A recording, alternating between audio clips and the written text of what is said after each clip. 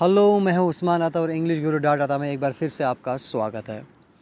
So dear viewers, जो आज का जो लेक्चर है, जो वीडियो मैं आपके लिए लेकर आया हूँ, वो क्लास 10th इंग्लिश जेके बोस सीबीएसई एनसीईआरटी किसी भी कोई भी इंग्लिश ले लीजिए, उसमें से चैप्टर अवेलेबल है from the diary of a young girl. ठीक है, जो एन ए फ्रैंक की डायरी से लिया गया है।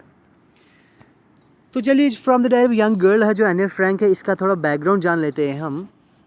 अब देखिए, इसकी जो बर्थ है ना, वो 12 जून 1929 है और 1945 में इसकी डेथ है। यानी कि 15 और 16 साल जीने वाली ये लड़की, इसकी डायरी के जो यानी कि जो चैप्टर्स हैं वो ऑल ओवर वर्ल्ड में मशहूर हैं, हर एक इंसान इससे वाकिफ़ है, फैमिलियर है। तो रीज़न क्या है इसका? रीज़न ये है कि जब आपने सुना होगा कि इसकी थोड़ी हिस्ट्री हम पढ़ लेते हैं कि एक ये ट्रू है, ये रियल स्टोरी है, कोई फेक नहीं है, कोई फिक्शन नहीं है। ये क्या है कि ये एक्चुअली जूइश गर्ल है। जब वर्ल्ड वार सेकंड चल रहा था, शुरू हुआ था, जो हिटलर जो वर्ल्ड वार फर्स्ट में जो हार गया था, तो इसने ये सोचा कि शायद किसी न किसी रीज़न से, कारण से, जो जूइज़म है, जो जूइश लोग हैं, ये क्या है, उसकी हार का रीज़न है। तो इसने क्या सोचा, एक स्ट्रेटजी लगाई, बस इन जूज़ को लाओ, इकट्ठा करो और ख़त्म कर दो, मार डालो। उसी का शिकार बन गई ये छोटी सी बच्ची, राइट। इसने क्या किया, एक्चुअली एक डायरी लिख रही थी घर वालों से छुप कर। लेकिन जब वहाँ पर हालात ख़राब हुए, ये वहाँ से यानी कि माइग्रेट हो गए, वहाँ से निकल गए, तो ऐसे एक ही जगह जहाँ पर गए, ये 2 साल के यहाँ पर छुपे हुए थे। लेकिन आखिर 2 साल के बाद ये पकड़े जाते हैं। तो फिर इन्हें क्या किया जाता है, हिटलर का जो स्ट्रेटजी क्या थी, बस इनको ले जाया करो ट्रेन में भर भर के, इन्हें कहा जाता था आपको शिफ्ट कर रहे हैं एक्चुअली। लेकिन इनको फिर कहाँ ले जाके, कंसंट्रेशन कैंप में, डेथ कैंप्स में ले जाके इनको मार डाल दिया जाता था। कंसंट्रेशन कैंप में तो काम करवाया जाता था, फिर ऐसा खाना दिया जाता था, कभी मतलब भूखा रखा जाता था, कभी गंदा पानी, इतनी बीमारी की वजह से, उन बदबू की वजह से मर जाते थे। और डेथ कैंप में तो डायरेक्टली उनको डाल दिया जाता था, किसमें, बड़े बड़े टैंक्स थे, उनमें गैस रखी हुई थी, बस इंसान को अंदर धकेल दो तो 1 मिनट के अंदर उसकी हड्डियाँ भी नहीं बचती थी। तो ऐसा ऐसा किया गया था इनके साथ। तो उसी का शिकार बन गई ये छोटी सी लड़की भी, इसकी सारी फैमिली, खाली इसका एक बाप जिंदा बचा, जिसने क्या किया, बाद में जहाँ पर ये छुपे हुए थे वहाँ पर एक डायरी पड़ी मिली। इसने क्या देखा कि ये इस लड़की ने लिखी हुई है, एने फ्रैंक ने लिखी है। फिर उसने क्या सोचा कि ये उन्हीं का रिकॉर्ड है, रियलिटी इस चीज़ का, चले इसको मैं क्या करता हूँ, पब्लिश करता हूँ। फिर इसने इसको पब्लिश करवाया। तो चलिए हम टेक्स्ट पे आते directly. Okay, writing in a diary is a really strange experience for someone like me.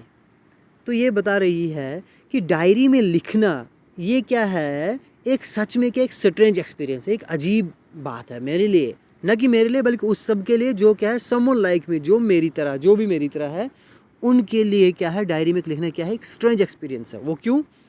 Not only because I have never written anything before, इसलिए नहीं कि इससे पहले मैंने कभी कुछ नहीं लिखा, बोला ये भी तो रीज़न है, लेकिन सिर्फ इतना ही नहीं बल्कि और भी रीज़न है कि मुझे स्ट्रेंज लग रहा है डायरी में लिखना। वो दूसरा रीज़न क्या है, also because it seems to me that later on neither I nor anyone else will be interested, बल्कि इसलिए भी क्योंकि मुझे लगता है, इट सीम्स टू मी, मुझे लगता है कि letter on neither I nor anyone else, यानी कि लेटर ऑन, यानी कि जब मैं बड़ी हो जाऊंगी, थोड़ी जवान हो जाऊंगी, उस वक्त ना ही मैं और ना ही कोई और will be interested in the music of 13 year old school girl, कोई भी इंटरेस्टेड नहीं होगा एक 13 साल की लड़की के थॉट्स को पढ़ने में। म्यूजिक होता है थॉट्स, उसके लिखे हुए थॉट्स को पढ़ने में कोई भी इंसान इंटरेस्टेड नहीं होगा। इसलिए ये रीज़न से मुझे लगता है कि ये क्या है, डायरी में लिखना एक स्ट्रेंज एक्सपीरियंस है, right. Oh well it doesn't matter, बोलते ओ कोई बात नहीं, चलेगा, इससे कोई फ़र्क नहीं पड़ता है। I feel like writing and I have an even greater need to get all kinds of things off my chest. तो ये क्या बता रही है, आई फील लाइक राइटिंग, कहते मुझे महसूस हो रहा है कि मुझे लिखना चाहिए, मुझे लिखना अच्छा लगता है, मुझे महसूस हो रहा है। And I have even greater need, और तो और मुझे बहुत ज़्यादा ज़रूरत है किस चीज़ की, gate all kinds of things off my chest, मैं अपने सीने से, आई मीन यहाँ पर चेस्ट का मतलब दिल से, अपने दिल के अंदर जो भी थाट्स मेरे छुपे हुए हैं उनको मैं बाहर निकालना चाहती हूँ, इसलिए मुझे बहुत ज़्यादा डायरी लिखने की ज़रूरत है। Okay, paper has more patience than people. तो इसने ये क्या बता रही है कि जो पेपर है, पेज है, कॉपी है, उसके अंदर क्या है, एक इंसान से ज़्यादा सब्र की कुव्वत है।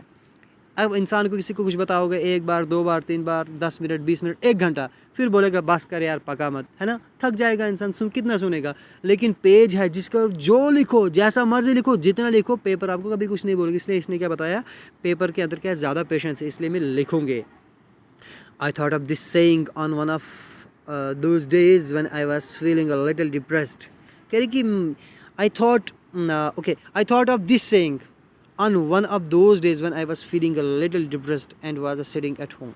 तो कह रहे कि ये ख्याल मेरे मन में कब आया, मेरे दिल में कब आया कि एक बार कह रहे कि मैं घर में चुपचाप बैठी हुई थी, डिप्रेस थी, ठीक है ना, तो मैं लिटिल डिप्रेस फील कर रही थी वो घर में बैठ के। और मैं कैसे बैठी हुई थी, यानी कि ऐसे जो मेरे यानी कि जो टांगे हैं, यानी कि जो यहाँ के घुटने हैं वो ऐसे बैठे और सर इनके ऊपर ऐसे रखा हुआ और यहाँ से बाजू ऐसे चिन्ह अपनी रखी हुई ऐसे, ठीक है ना। ये तो कुछ अलग कैरेक्टर सा बन गया, मतलब इस टाइप की कह रहे कि मैं बैठी हुई थी, तो ऐसे मैं बैठी हुई थी, तो अपने यानी कि चिन्ह अपने हैंड्स में रखी हुई थी यहाँ पर, और बोर्ड फील कर रही थी, बोर्डिंग फील कर रही थी। एंड लिस्टलेस हो गया, आउट ऑफ जॉब, यानी कि इंसान पजल होना, कुछ समझ में नहीं आया कि क्या किया जाए।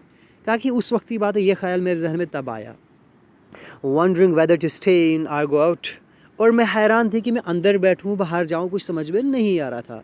आई finally stayed where I was, तो फाइनली मैं वहीं पर बैठी रही जहाँ पर मैं बैठी थी। ब्रूडिंग होता है इंसान थोड़ा सैड होना, थॉटफुल होना, काफ़ी सोचना। फिर क्या बोला सोचने के बाद, yes paper does have more patience and since I am not planning to let anyone else read this stiff backed notebook. और क्या बोला, हाँ, फिर इसने ये फैसला किया कि हाँ पेपर के अंदर ज़्यादा पेशेंस होता है। और इसने ये फैसला कि इसने ये सोचा कि since I am not planning, कह रही कि मैं कोई प्लान नहीं बना रही हूँ ऐसा कि मैं क्या करूँगी, to let else read this notebook, यानी कि उसने ये सोचा कि मैं किसी और को इस डायरी को पढ़ने नहीं दूँगी। दिस स्टिप बैग होता है एक ऐसी नोटबुक जिसका जो बाहर से कवरिंग हो हार्ड हो, है ना, हार्ड कवरिंग वाली स्टिप बैग बुक। ओके, मतलब इस किस्म की थोड़ा स्टिप बैग इसकी बुक, यानी कि जो नोटबुक है उसकी थोड़ी कवरिंग हार्ड है। तो कह रही कि जो स्टिप बैग नोटबुक थी, grandly referred to as a diary, जिसको एक बड़े मतलब शानदार तरीके से इसको मैं ग्रैंडली बताती थी, क्या नाम बोलती थी, डायरी। हाँ, दिस माई डायरी, ठीक है ना, unless I should ever find a real friend. तो ये कह रही है कि मैं ये सोच रही थी, ये प्लान कर रही थी, मैं किसी को ये बुक पढ़ने नहीं दूंगी, नॉट एनीवन एल्स, मैं किसी और को ये नोटबुक पढ़ने नहीं दूंगी जिसको मैं डायरी कहती थी, अनलेस तब तक I should ever find a real friend, जब तक मुझे कोई रियल फ्रेंड मिलेगा तब तक मैं इस डायरी को मैं किसी को पढ़ने नहीं दूंगी। It probably want to make a bit of difference. Okay, तो क्या बोल रहे हैं कि बेशक इससे मतलब कोई फ़र्क नहीं पड़ा, यानी कि इसका मतलब है लेकिन इससे कोई थोड़ा भी फ़र्क नहीं पड़ने वाला है। सो इसने ये प्लान किया कि अब डायरी लिखेगी और ये किसी को नहीं दिखाएगी। Okay, now I am back to the point that prompted me to keep a diary in the first place. अब देखिए क्या है, कह रही कि चले अब मैं वापस आते हैं उस पॉइंट पर किस पॉइंट ने जिसने मुझे ये मतलब जहन में लाया कि पहली फुर्सत में मैं डायरी बनाऊंगी। उस पॉइंट पर मैं वापस आती हूँ कि मैं क्यों तैयार हुई इस डायरी को बनाने के लिए, लिखने के लिए। तो जो फर्स्ट पॉइंट वो क्या है, that is I don't have a friend, कि मेरा कोई दोस्त नहीं है। Let me put it more clearly, तो कह रही है कि चलो मुझे और इसको बिल्कुल क्लियर करने दो। Since no one will believe that a 13-year-old girl is completely alone in the world. तो ये क्या बता रही है कि कोई भी ये यकीन नहीं करेगा, नो वन विल बिलीव, कोई भी यकीन नहीं करेगा कि एक 13-year-old, एक 13 साल की लड़की इस पूरी दुनिया में बिल्कुल तन्हा और अकेली है, इसमें कोई यकीन नहीं करेगा। एंड आई एम नॉट, और बोलते हकीकत में हूँ भी नहीं अकेली, मैं अकेली हूँ भी नहीं। I have loving parents and मेरे एंड 16-year-old सिस्टर, कह रहे कि मेरे माँ बाप है, मुझे बहुत ही ज़्यादा लविंग, बहुत ही ज़्यादा प्यार करने वाले माँ बाप है, बहुत ही प्यारे माँ बाप है मेरे। एक 16 साल की बहन है। And there are about 30 people I can call friends, और लगभग 30 लोग ऐसे हैं जिनको मैं फ्रेंड बुला सकती हूँ। आई हैव अ फैमिली, मेरी एक फैमिली है, लविंग आंट्स हैं उसमें, एंड अ गुड होम, एक प्यारा सा घर भी है। No on the surface I seem to have everything, कह रहा है कि ऑन द वन सरफेस, यानी कि एक तरफ तो क्या लगता है मुझे, ऊपरी सतह पर मुझे ये लगता है कि मेरे पास सब कुछ है, it seems to have everything, मेरे पास सब कुछ है, except my one true friend, लेकिन सिवाय मेरी एक सच्चे दोस्त के, बस वो मेरे पास नहीं, बाकी सब कुछ है। All I think about when I am with friends is having a good time. कह रही है कि ये बता रही है कि जितना all I think about when I am with my friends, कह रही कि जब मैं अपने दोस्तों के साथ होती हूँ मैं ये सोचती हूँ शायद ये मेरा क्या है, एक अच्छा टाइम है। I can to bring myself to talk about anything but ordinary every things. कह रही कि मैं खुद को इस जगह पर नहीं ला सकती हूँ। I can bring myself to talk, मैं खुद मतलब ऐसी बातें नहीं कर सकती हूँ, मैं खुद को ऐसी बातें करने के लिए तैयार नहीं कर सकती हूँ। एनीथिंग, मैं किसी के बारे में बात नहीं करती, सिर्फ ऑर्डिनरी थिंग्स के बारे में, जो भी एवरीडे में यूज़ होने वाले ऑर्डिनरी थिंग्स है, जैसे हाँ आप कैसे हो, चाय पी, होमवर्क किया, कहा कि बस ये ऑर्डिनरी थिंग्स के अलावा मैं कोई और बातें किसी से कर ही नहीं सकती थी। We don't seem to be able to get any closer। और ऐसा दिख रहा था, हमें ये लग रहा था कि शायद हम, यानी कि मैं अपने फ्रेंड्स और हम, जो हम मेरे फ्रेंड्स और हम हैं, हम शायद इससे क्लोज़ और आ सकें, यानी कि बस ये लिमिट थी, इससे क्लोज़ शायद ही हम आ सकते थे। मुश्किल ही था कि इससे क्लोज़ हम आते कि फिर अपने सीक्रेट शेयर करते। Fault that okay, it's my fault that we don't confide in each other. तो ये क्या बता रही है, maybe it's my fault, शायद ये क्या है, ये मेरी ही गलती है, कि मेरी ही गलती है कि हम क्या करते हैं एक दूसरे को, मतलब वो मौका नहीं देते, वो हम भरोसा ट्रस्ट नहीं करते, एक दूसरे के नज़दीकियाँ मतलब नहीं बढ़ाते हैं। शायद ये मेरी ही गलती थी, मेरा ही फॉल्ट था। In any case that's just how things are. तो खैर बोलती है इन एनी केस, खैर अब जो भी हो, बस जो भी है वो सब यही है, that's just how things are, बस चीज़ें मेरी लाइफ में ऐसी ही थी, हालात मेरी लाइफ में ऐसे ही थे, अब जो भी रीज़न था लेकिन मेरे लाइफ में ऐसे हालात थे। And unfortunately they are not liable to change, और बदकिस्मती से यह हालात बदलने वाले भी नहीं थे। This is why I have started the diary. तो यही तो मेन रीज़न है कि मैंने डायरी लिखना शुरू किया, जो मैंने ये सोचा, इसीलिए फिर मैं सोचा मैं एक डायरी लिखूँगी। To enhance the image of this long-awaited friend in my imagination, I don't want to jot down the facts in the diary the way most people would do। तो क्या बता रही है, to enhance the image of this long-awaited friend। तो कह रहा है कि जो एक लंबे अरसे से इसके फ्रेंड का मैं इंतज़ार कर रही थी, फाइनली जो मुझे एक डायरी की शक्ल में मिली, तो इसको जो मेरे ख्यालों में, यानी कि मैं सोच काश मेरे इमेजिनेशन में काश मेरी कोई फ्रेंड होती, तो फाइनली जो अगर मुझे कोई फ्रेंड मिली तो डायरी की शक्ल में मिली। तो बोलती है इसमें मैं क्या करना चाहती हूँ, I don't want to jot down the facts in the diary the way most people would do. कह रहे कि अक्सर जो लोग किया करते हैं, जो लोग करते हैं कि जो अक्सर जैसे जॉट डाउन होता है तो राइट डाउन, अक्सर लोग जैसे आमतौर पर डायरी पे लोग लिख लेते हैं ना, डायरेक्टली वर्ड्स, लाइनें जो भी लिखते हैं। कह रहे कि मैं वैसे इसमें नहीं लिखना चाहती हूँ, मैं फैक्ट्स को एक ऑर्डिनरी लोगों की तरह, आम लोग जैसे लिखते हैं वैसा नहीं लिखना चाहती हूँ। But I want the diary to be my friend, मैं चाहती हूँ कि डायरी एक मेरी दोस्त बने। And I am going to call this friend Kitty. And इस जो डायरी को एक मैंने नाम रखा है, इसने एक नाम रखा हुआ है, इसका नाम है Kitty, right. Since no one would understand a word of my stories to Kitty if I were to plunge right in. तो ये बता रही हैं अगर मैं, if I were to plunge right in, अगर मैं डायरेक्टली इसमें कहानी लिखना शुरू कर दूंगी तो कोई भी, जो भी इंसान, नो वन विल अंडरस्टैंड, जो भी इसको पढ़ेगा कोई भी नहीं समझेगा, ठीक है। जितनी भी मेरी स्टोरीज़ हैं उन स्टोरीज़ को कोई भी नहीं समझेगा। अगर मैं क्या करूँगी, डायरेक्टली मतलब जो मेरे दिल में है बस डायरेक्ट उसको लिखना शुरू कर दूँगी तो कोई भी नहीं समझेगा। इसलिए I would better provide a brief sketch of my life. इसलिए मैं क्या करती हूँ, अपने लाइफ का एक छोटा सा स्केच देती हूँ, एक खाका कि मेरी लाइफ में एक्चुअली चल क्या रहा है। Much as I dislike doing so. तो बोलती है एक्चुअली मैं ये बताना मुझे नापसंद है, कि मैं अपने बारे में नहीं बताना चाहता हूँ, अपनी फैमिली के बारे में नहीं बताना चाहती हूँ, लेकिन मैं यहाँ पर मजबूरन बता रही हूँ, क्योंकि अगर कोई भी कल को पढ़ेगा, या सपोज़ अगर कोई भी नहीं समझ पाएगा कि ये क्या है, इसलिए मैं अपनी फैमिली का स्केच देती हूँ पहले। My father the most adorable father I have ever seen.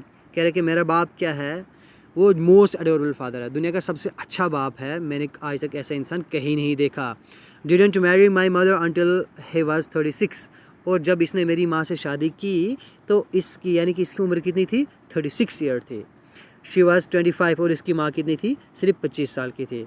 My sister Margaret was born in Frankfurt in Germany in 1926। तो इसकी जो, यानी कि बड़ी बहन है, उसकी पैदाइश कब हुई थी, वो कब पैदा हुई थी, 1926 में फ्रैंकफर्ट में पैदा हुई थी, जर्मनी में। आई वॉज बॉर्न ऑन 12 जून 1929। तो ये बता रही है कि मैं कब पैदा हुई, 12 जून 1929 को पैदा हुई। ये अपना फैमिली स्केच दे रही है, okay. I lived in Frankfurt until I was 4। तो कह रहे कि मैं जब तक, मैंने कि 4 साल की हुई तब तक हम फ्रैंकफर्ट में ही थे। उसके बाद क्या हुआ, my father immigrated to Holland in 1933। तो 1933 में कह रहे कि मेरा बाप क्या हुआ, वहाँ से माइग्रेट हो गया, वहाँ से शिफ्ट हो गया हॉलैंड की तरफ। माई मदर एडिथ हॉलैंड और Frank went with him to Holland in सितंबर। तो सितंबर में कह रहे कि मेरी माँ भी, यानी कि मेरे पापा के साथ वहाँ चले गई। While Margot and I were sent to Aachen to stay with our grandmother. लेकिन हमें कहाँ भेज दिया गया, अपने नानी के घर, ठीक है, ग्रैंड मदर के घर भेज दिया गया। वहाँ पर रहने के लिए, कुछ टाइम के लिए वहाँ पर रहने के लिए हमें भेज दिया गया, इसको कह रहे कि मुझे, मेरी बहन को। Margaret went to Holland in December and I followed in February। कह रहे कि मार्गरेट चले गई दिसंबर में हॉलैंड, ठीक है ना, जहाँ पर इसके माँ बाप शिफ्ट हो गए थे वहाँ। And I followed in February, और मैं आने वाले नेक्स्ट ईयर फरवरी में गई। When I was plunked down on the table as a birthday present for Margaret. तो बोलती है उस दिन क्या था वहाँ पर, बर्थडे किसका था, मार्गरेट का। तो कह रही कि उसको मैं सरप्राइज़ देने के लिए चुपचाप पहुँच गई, और मैंने कि एक उसके यानी क्या हो, as a birthday present for Margot मैं क्या होने लगी, plunked down on the table. मैं चुपचाप मतलब उसके, मैंने जब वहाँ घर में पहुँची तो टेबल पर ऐसे बैठ गई, ऐसे खुद को मतलब वहाँ पर पोर्ट्रेट किया जैसे कि वो एंट्री उसने देखा कि मतलब एक उसके बर्थडे पर, तो मैं उसका एक गिफ्ट बन के, एक यानी कि एक उसके एक गिफ्ट, यानी कि मैं एक प्रेजेंटेशन थी उसके लिए, गिफ्ट थी, यानी कि अचानक से जब मैं वहाँ पहुँची, अब उसकी बहन जिसको याद आ रही थी कुछ लाइक दैट वगैरह, कहा कि मैं उसका सरप्राइजिंगली मैं वहाँ पर पहुँची। ओके, जब उसका बर्थडे था फरवरी में। I started right away at the Montessori. तो कह रही कि नर्सरी स्कूल, कह रहा है कि जब मैंने नर्सरी में जब मैंने एडमिशन की, दाखिल हुई, मैं कहाँ पर दाखिल हुई, मॉन्टेसरी स्कूल में एडमिट हुई।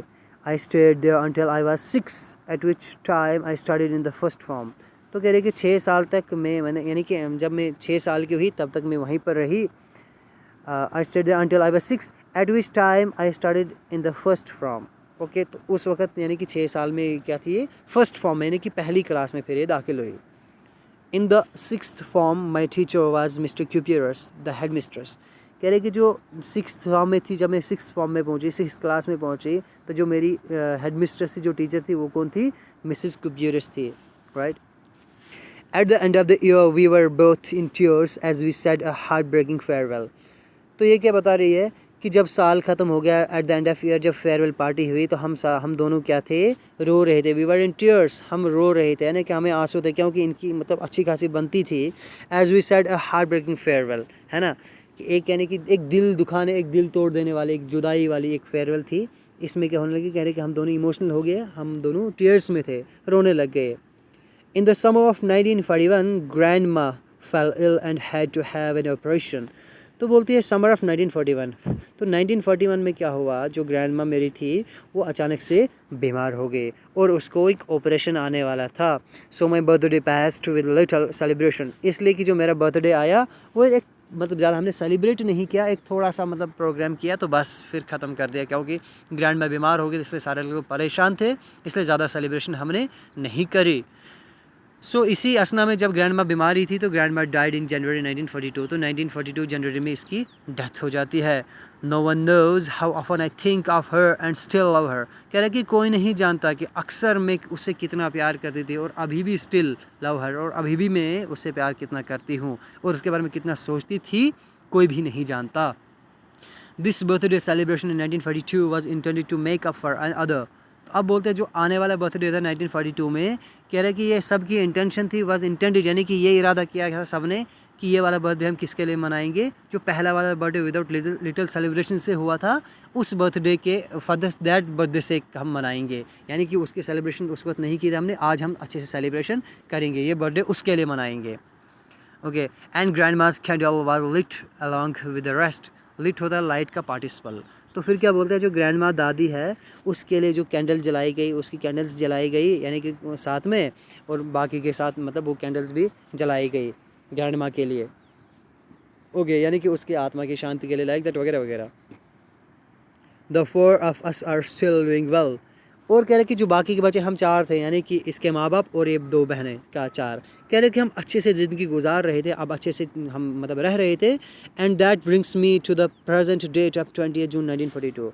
और यही चीज़ आज मुझे लेकर आई है जब मैं डायरी लिख रही हूँ। इतनी स्टोरी आज तक थी मुझे, आज मैं इस जगह पर आ चुकी हूँ 1942, 20 जून और 1942 को मैं आ चुकी हूँ इस मकाम पर, इस टाइम पर, है ना कि इस दिन। And the solemn dedication of my diary, और ये क्या है, मेरी अकेले सोल मतलब यानी कि डिग्निफाइड, एक सीरियस डेडिकेशन, जो मेरी एक सीरियस डेडिकेशन थी कि मैं डायरी बनाऊंगी।